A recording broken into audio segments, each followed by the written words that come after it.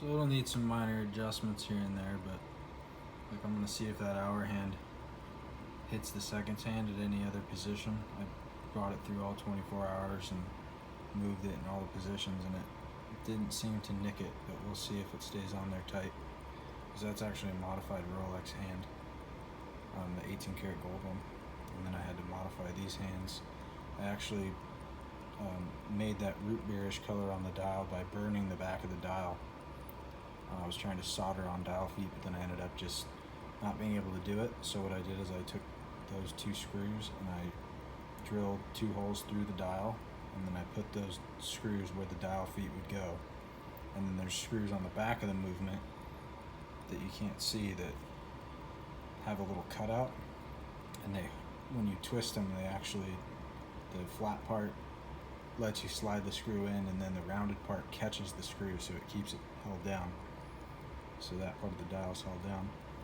And then I actually took the 12 off, because when I was cutting the dial down to fit, I lost the 12, it broke. So I used the 1 for the 10 and the 2 for the 2 that came off, because my 1 and my 12, or my 1 and my 2 broke, excuse me, and I used the 12 to fill those 2 in.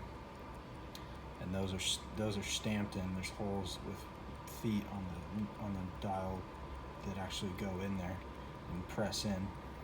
That's what these 4 dots are there. So I'm gonna actually take some gold, melt some gold down, make some kind of cool emblem, and then stick it up top there.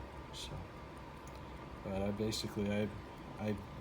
I put this whole movement together, overhauled it, oiled it, fixed all the end shakes, so the distance between the wheels and the pinions and here, by pressing the jewels into their respective places. I put this satin finish on the crown wheel and the ratchet wheel, which was pretty cool. Did that by hand. And then I got some brass, I think they're brass, some brass screws from my case clamps, and then I actually made this shock resistant by taking a larger gasket, rubber gasket, cutting it into little tube pieces and sliding in between the movement and the case underneath here, so that if it were to be dropped, those rubber gaskets will absorb the impact. I then took the stem that comes with it, I cut it down to size and fit it so that it fits on the crown, and then I screwed the crown in and made sure that it was screwed into the movement right there. That screws down a lever that holds the crown in place, and it's keeping great time. As you can see, I made that 18 karat gold hand and then dipped it in red paint, and the root beer color sure came out well. I really like it. I might glue these screws, I haven't decided yet. Might look kind of cool.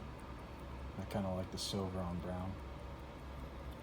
I just gotta find a strap for it and wear it and try it out. I think what I'm gonna do here is make some kind of cool engraving on the crown, and then maybe an engraving over here. Like, let it be something cool. So that's my 6497. All cased up. Love you.